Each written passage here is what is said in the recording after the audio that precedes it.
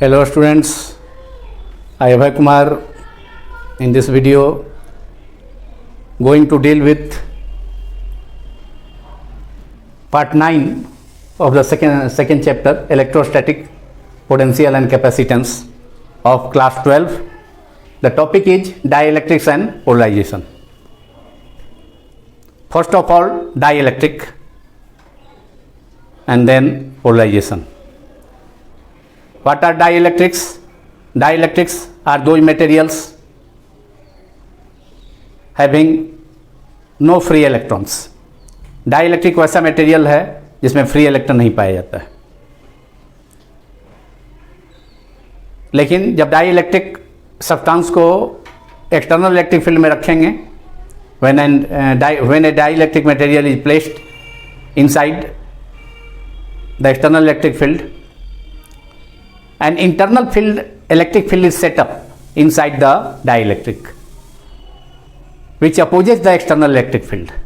However, the external electric field and internal electric field are not are in opposite direction but not equal in magnitude.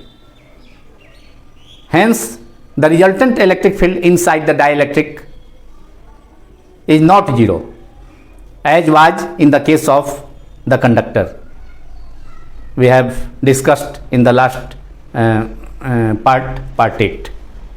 Behaviours of conductors. जब कोई dielectric material को external electric field में हम रखा जाता है तो dielectric में फ्री इलेक्ट्रॉन होते नहीं हैं, तो यहाँ तो इलेक्ट्रॉन का मूवमेंट हो नहीं पाएगा, जैसा कि कंडक्टर में हम देखे थे पार्ट 8 में बिहेवियर्स ऑफ कंडक्टर्स में कि जब किसी कंडक्टर को एक्सटर्नल इलेक्ट्रिक फील्ड में रखा जाता है तो इलेक्ट्रॉन जो होगा वह इलेक्ट्रिक फील्ड के अपोजिट डायरेक्शन में ड्रिफ्ट करता है। तो चूंकि कंडक्टर में इलेक्ट्रॉन्स होता है लेकिन इंसुलेटर्स में तो इलेक्ट्रॉन्स होता नहीं है, तो इसलिए यहाँ जो है उस ढंग का ड्रिफ्ट हो नहीं पाएगा। लेकिन इसमें इंड्यूस चार्ज प्रोड्यूस हो जाएगा। यहाँ जो चार्ज होगा डाइइलेक्ट्रिक के सरफेस, दोनों सरफेस पर एक्सट्रीम्स पर अपोजिट नेचर का चार्ज जो है इंड्यूस हो जाएगा, जिसको कहते हैं induce charges. And this phenomenon, इस फेनोमेनन को हम कहते हैं dielectric polarisation. What is dielectric polarisation? तो when a dielectric substance is placed inside the external electric field, induced charges are developed on the both sides of the dielectric, and this phenomenon is called dielectric polarization, which we will see later on by using some diagrams. But first of all, types of dielectrics. A dielectric molecules having of two types. Polar dielectric molecules are of two types: polar molecules and non-polar molecules. The first of write down the definition of dielectric. What is dielectric? And then we will discuss polar and non-polar molecules.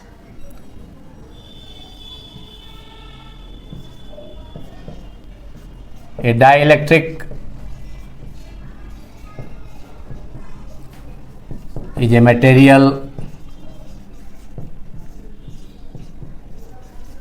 which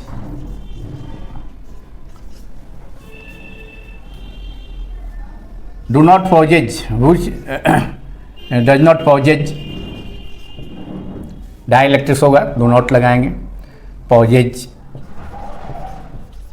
free electrons.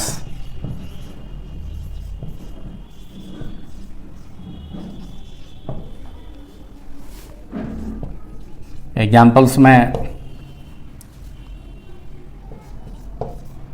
Plastic हो गया, mica हो गया, इवोनाइट हो गया। Air भी dielectric है, air it is a. Now the types of dielectric molecules.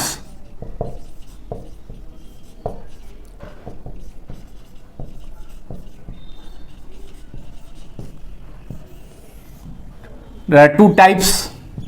Number one, polar molecules.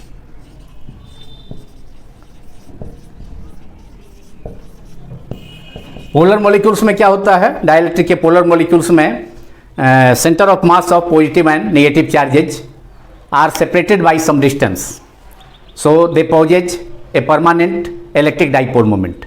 माने polar dielectric में पॉजिटिव चार्ज और नेगेटिव चार्ज के जो सेंटर होता है कुछ डिस्टेंस पर होता है, इसलिए उसमें परमानेंट डाई इलेक्ट्रिक मोमेंट उसमें होगा। और एग्जांपल्स जो है in polar molecules, the centres of positive and negative charges, negative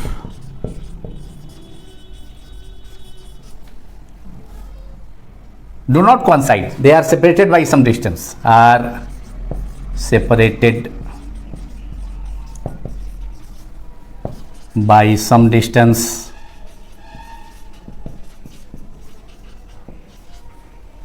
to forge a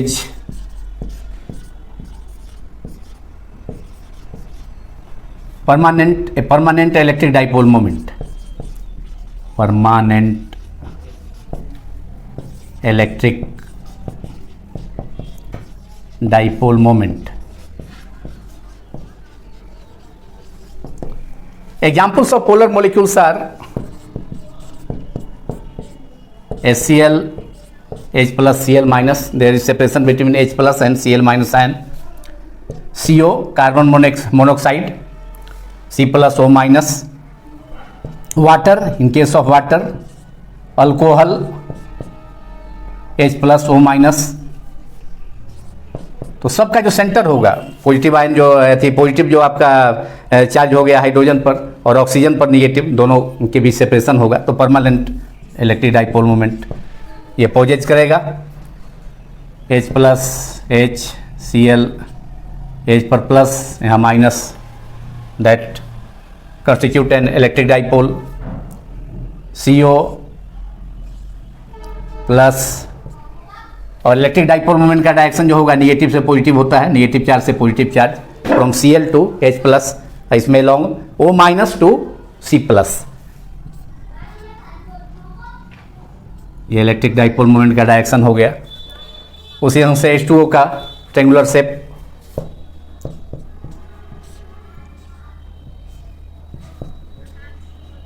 H plus H2O का हो गया ये। तो इस ढंग से ये सब ये पोलर मॉलिक्यूल्स का एग्जांपल है जिसमें कि इलेक्ट्रिक डाइपोल मोमेंट पॉजेज करेगा जिसका डायरेक्शन नेगेटिव से पॉजिटिव चार्ज की तरफ होगा। हालांकि पोलर मॉलिक्यूल को भी अगर एक्सटर्नल इलेक्ट्रिक फील्ड में नहीं रखेंगे तो उसका जो ये डाइपोल्स होगा, उसके जो मॉलिक्यूल्स होंगे वो जो है रैंडम डायरेक्शन में होगा, वो जो है रैंडम माने रैंडमली ओरिएंटेड होगा। जैसे कि यहाँ है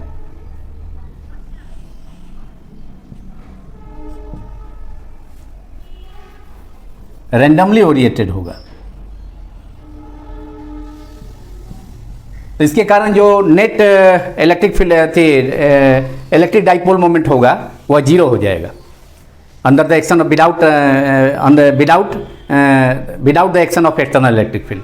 लेकिन जब पोलर मॉलिक्यूल्स को ये आप एक्सटर्नल इलेक्ट्रिक फील्ड में रखेंगे तो उसके जो मॉलिक्यूल्स होंगे वह इलेक्ट्रिक फील्ड के डायरेक्शन में जो है अलाइन हो जाते हैं।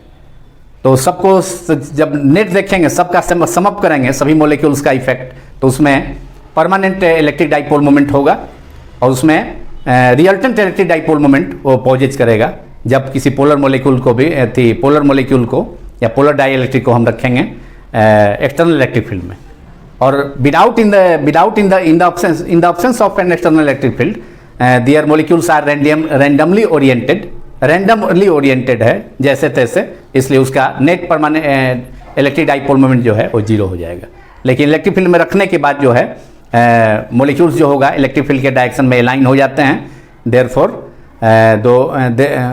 इसलिए उसमें permanent electric dipole moment setup हो जाएगा जब पोलर मॉलिक्यूल्स को एक्सटर्नल इलेक्ट्रिक फील्ड में रखेंगे तब। ऐसे रैंडमली ओरिएंटेड है देख रहे हैं आप, रैंडमली है, प्लस माइनस, माइनस प्लस, तो इस ढंग से ही plus minus, minus plus,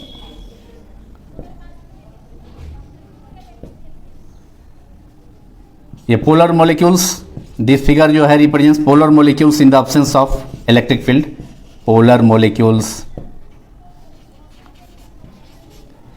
in the absence of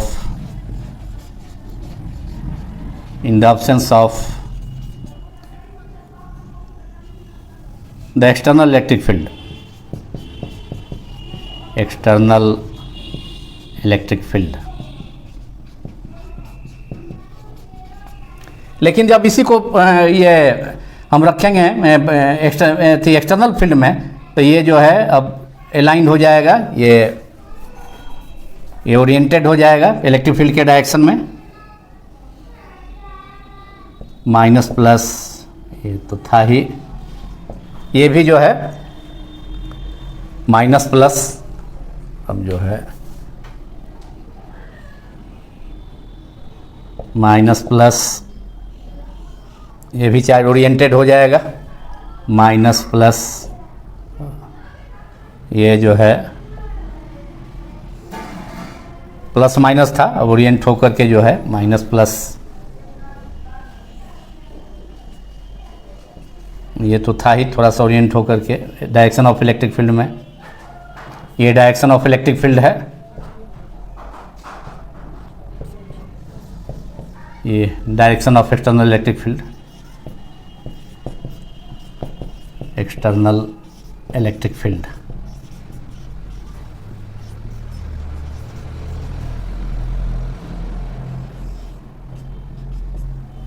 So these are the polar molecules in the presence of external electric field। ये फिगर 2 है, polar molecules in the presence of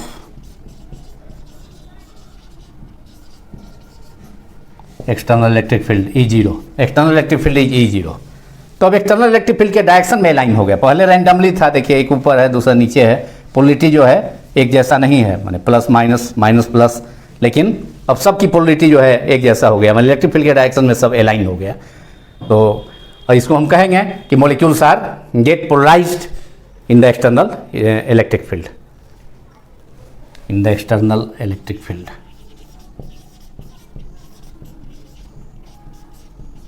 external electric field में रखने पर polar molecules भी का भी जो है इलेक्ट्रिक फील्ड के डायरेक्शन में उसके मॉलिक्यूल से लाइन हो जाते हैं, इसलिए इसमें परमानेंट इलेक्ट्रिक डाइपोल मोमेंट होगा। इस केस में रैंडम रखा है, प्लस माइनस, माइनस प्लस एक दूसरे के प्रभाव को कैंसिल कर देगा, तो इसलिए इलेक्ट्रिक डाइपोल मोमेंट यहाँ 0 है इस केस में पोलर मॉलिक्यूल्स का in the absence of electric field. लेकिन प्रेजेंस ऑफ इलेक्ट्रिक फील्ड में देख रहे हैं कि मॉलिक्यूल्स जो होगा इलेक्ट्रिक फील्ड के डायरेक्शन में लाइन हो गया है, इसलिए नेट इलेक्ट्रिक डाइपोल मोमेंट यहाँ होगा, यहाँ कैंसिल नहीं होगा। Now second type of dielectric molecules are non polar molecules.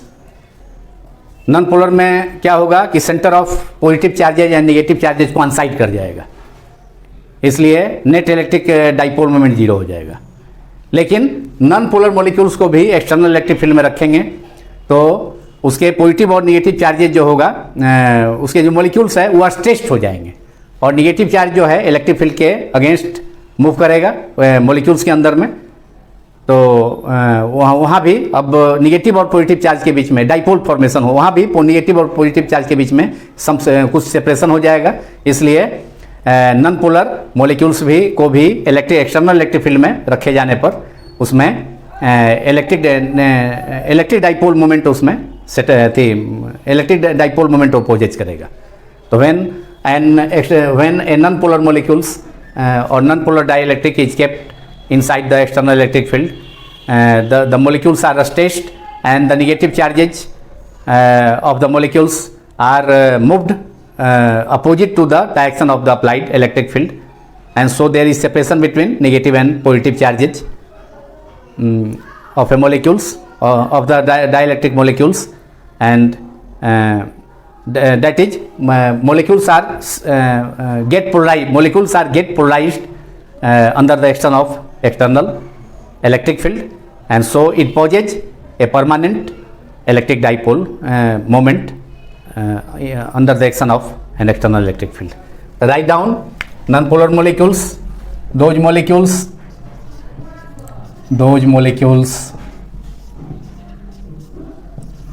whose centers of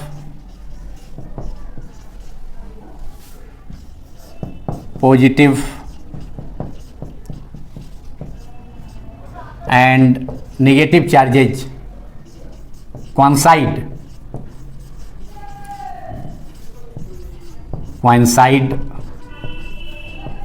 जब पॉजिटिव और नेगेटिव चार्ज जो कॉन्साइड कर जाएगा एक ही जगह पर, तो सेपरेशन दोनों के बीच में जीरो हो जाएगा, तो इलेक्ट्रिक डाइपोल मोमेंट भी जीरो हो जाएगा. Coincide so that they do not possess electric dipole moment, that is electric dipole moment is zero.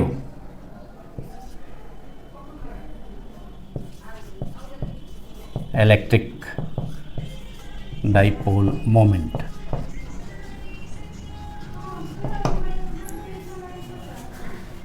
जैसे हम देखते हैं इसका सेंटर जो है नॉन पोलर मोलिक्यूल्स का, इसका एग्जांपल्स में O2 oxygen molecule, N2 nitrogen molecule, H2 CO2,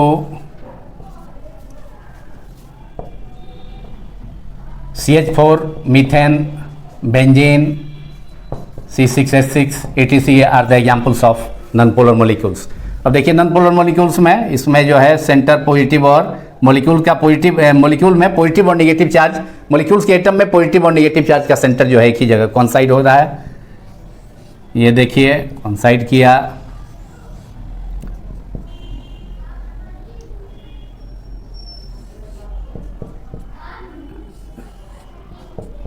ये फिगर 2 ए नॉन पोलर मोलिक्यूल्स. ये इलेक्ट्रिक फील्ड के ऑप्शंस में है.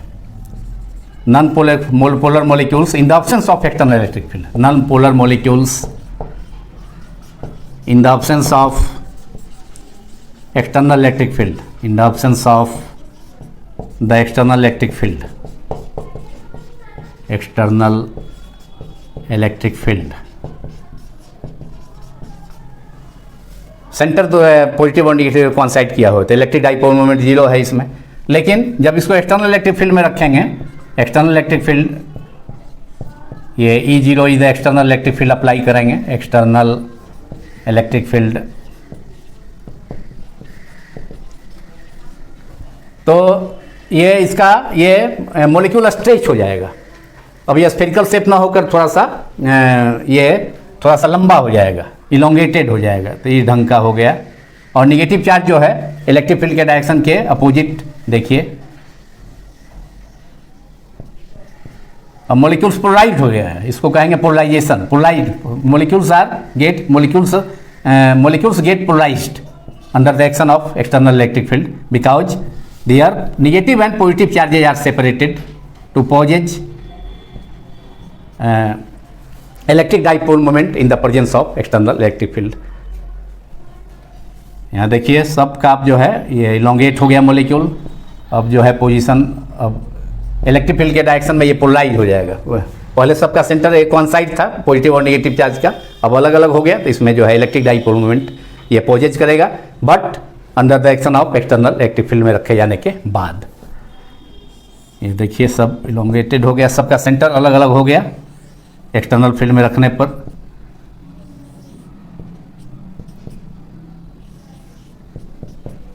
ये figure 2b non polar molecules in the presence of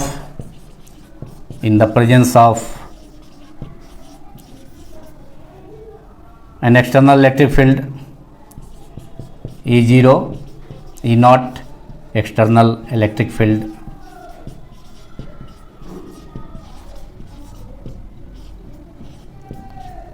और इसमें डाइपोल मोमेंट जो है पोजेज करेगा, क्योंकि निगेटिव और पॉजिटिव चार्ज के बीच में सेपरेशन है। ये हो गया। अब हम देखते हैं इसको behaviour of dielectrics in the external electric field. उसको इलेक्ट्रिक फील्ड में रख करके कैपेसिटर की प्लेट की जैसे इलेक्ट्रिक फील्ड उसके बीच में रख करके देखते हैं। Now we are going to discuss the behaviour of a dielectric in a uniform electric field और in the external electric field. As in the case of a conductor, when it is placed in the external electric field, the direction of external electric field and internal electric field setup due to movement of electrons from the farther phase towards the first phase, second phase to the first phase, and internal electric field is set up which is called electric field due to polarization. Due to drift of electrons from second phase of the conductor towards the first phase against the direction of electric field.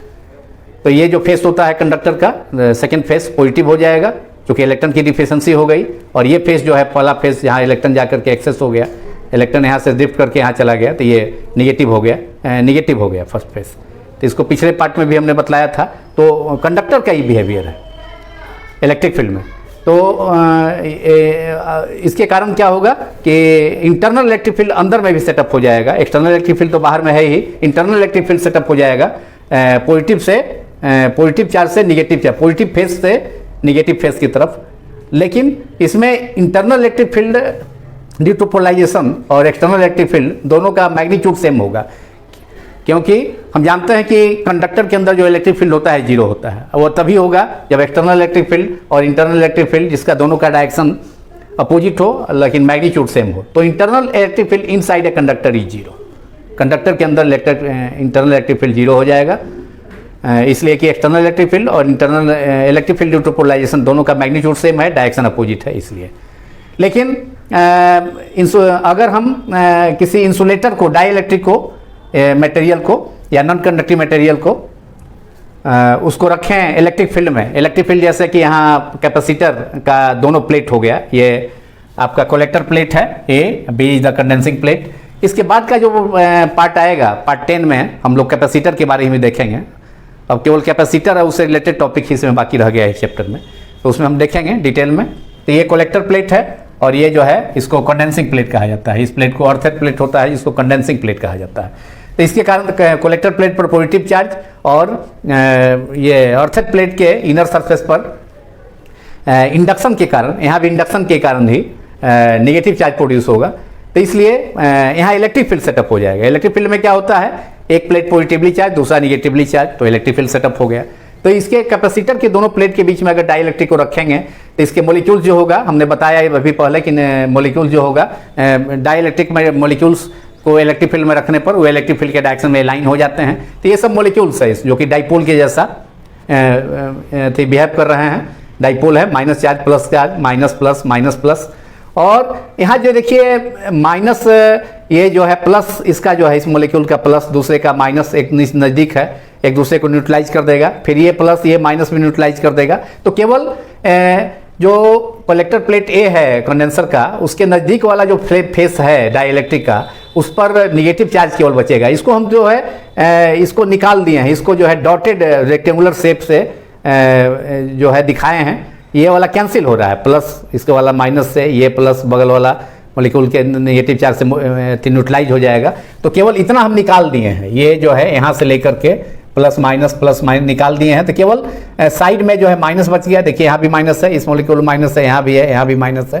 तो dielectric के जो plate ए है, positive plate, उसके नज़दीक वाला जो face है उस पर जो है निगेटिव चार्ज केवल बचेगा अंदर में। यहाँ ये बचा है, ये डॉटेड वाला जो स्ट्रक्चर है रेक्टेंगुलर शेप का, उसको हमने बाहर उससे हमको उसके अंदर का जो इंटरनल मॉलिक्यूल्स का जो चार्ज है वो एक दूसरे को कैंसिल कर देगा, प्लस वाला माइनस को, फिर प्लस वाला माइनस को। तो इधर माइनस बच गया इस फेस पर, और डाइइलेक्ट्रिक के दूसरे फेस पर यहाँ प्लस है, ये प्लस है, यहाँ भी प्लस है, प्लस प्लस प्लस। इस प्रकार इसको अलग से भी हम बना दिए हैं इस फिगर में।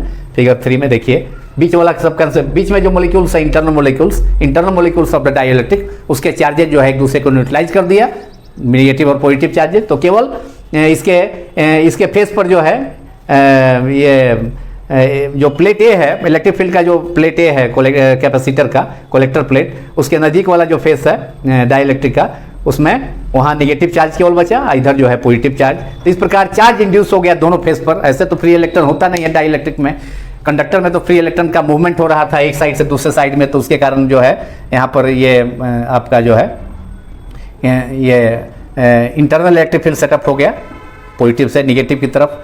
एक्सटर्नल इलेक्ट्रिक फील्ड भी पॉजिटिव से नेगेटिव है, जैसे कि यहाँ पैरेलल प्लेट थी कैपेसिटर का प्लेट का पॉजिटिव प्लेट, इधर नेगेटिव है, तो एक्सटर्नल इलेक्ट्रिक फील्ड का डायरेक्शन पॉजिटिव टू नेगेटिव। लेकिन इसमें भी इंटरनल इलेक्ट्रिक फील्ड सेटअप हो जाएगा किधर, सेकेंड फेज से डाइलेक्ट्रिक के फर्स्ट फेज की तरफ, जिसको कहते हैं electric field due to polarization. And these charges negative charges at the first face and positive charges appear at the second phase of the dielectric are called induced charges, and this phenomenon due to which induced charges are produced at the both phases of a dielectric is called dielectric polarization। इस process को dielectric polarisation कहते हैं, जिसके कारण external electric field में dielectric को रखने पर उसके दोनों फेज पर, दोनों अपोजिट फेजेस पर नेगेटिव और पॉजिटिव चार्ज जो है प्रोड्यूस हो जाता है। इस फेनोमेनन को कहते हैं डाइलेक्ट्रिक पोलराइजेशन। तो it is called dielectric polarization. इसके कारण इंटरनल इलेक्ट्रिक फील्ड सेटअप हो गया EP, electric field due to polarization, जिसका डायरेक्शन सेकेंड फेज से फर्स्ट फेज की ओर होगा, जो कि एक्सटर्नल इलेक्ट्रिक फील्ड का जो डायरेक्शन है कलेक्टर प्लेट से कंडेंसिंग प्लेट की तरफ, positive to left to right, उसके अपोजिट है। तो यहाँ पर इंटरनल इलेक्ट्रिक फील्ड जो सेटअप हुआ डाइलेक्ट्रिक के अंदर में, वह एक्सटर्नल इलेक्ट्रिक फील्ड के मैग्नीट्यूड को तो जरूर घटाएगा, लेकिन दोनों जो है इक्वल यहाँ नहीं है, यहाँ पर दोनों इक्वल नहीं है। इसलिए ये केवल रिजल्टेंट इलेक्ट्रिक फील्ड जो होगा E0 माइनस EP केवल रिड्यूस हो जाएगा। This is the reduced value of internal electric field inside the dielectric. केवल घटाएगा, उसको जीरो नहीं कर पाएगा, क्योंकि डाइलेक्ट्रिक कंडक्टर के अंदर इलेक्ट्रिक फील्ड जीरो होता है। तो उसमें E0 एक्सटर्नल इलेक्ट्रिक फील्ड और इंटरनल इलेक्ट्रिक फील्ड दोनों का मैग्नीट्यूड सेम होगा, जिससे कि internal electric field inside the conductor is zero. और लेकिन यहाँ पर जो है ये जीरो नहीं हो पाएगा, केवल घटेगा, तो resultant electric field E0 minus EP हो जाएगा। तो डाइलेक्ट्रिक पोलराइजेशन के कारण डाइलेक्ट्रिक मटेरियल के दोनों फेसेस पर अपोजिट चार्जेस प्रोड्यूस होता है, और जो रिजल्टेंट इलेक्ट्रिक फील्ड है डाइलेक्ट्रिक के अंदर वो घट जाता है। तो अब आप लिखें, तो ये behaviour of dielectric in uniform electric field, ये दोनों को मिला करके पूछा था इलस्ट्रेट करने के लिए, कंडक्टर का और ये डाइलेक्ट्रिक का CBSE एग्जाम में 2018 में इसको पूछा था 3 मार्क्स में, जो है केवल स्केच करके थोड़ा सा एक्सप्लेन करना था। यहाँ पर इसको जो है ये इंपॉर्टेंट टॉपिक है, इसको देखना चाहिए। अब आप लिख लें पोलराइजेशन का, डाइलेक्ट्रिक पोलराइजेशन का डिफिनीशन जो हम बोले हैं उसको नोट कर लीजिए, डाइलेक्ट्रिक पोलराइजेशन। और इसी से रिलेटेड एक वेक्टर होता है जिसको डाइलेक्ट्रिक कांस्टेंट कहा जाता है। एक कांस्टेंट होता है इससे रिलेटेड, जिसको कि डाइलेक्ट्रिक कांस्टेंट कहा जाता है, which is the ratio of the external electric field to the reduced value of the electric field, that is E0 by E is called dielectric constant. और इससे रिलेटेड एक पोलराइजेशन वेक्टर होता है, which is the measure of which is the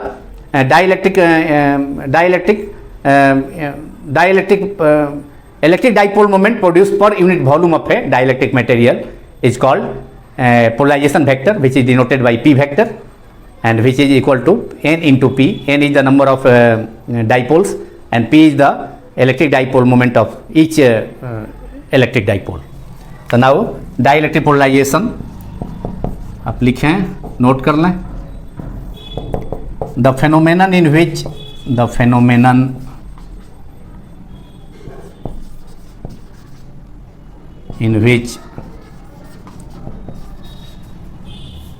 induced charges, यहाँ minus Q यहाँ plus Q, induced charges are produced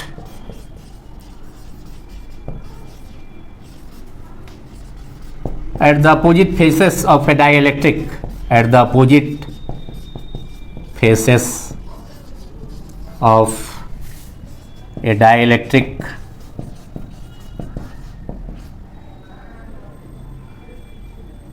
when it is placed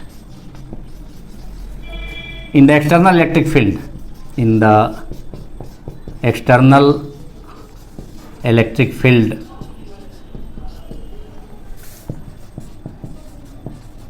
is called dielectric polarization. Dielectric polarization.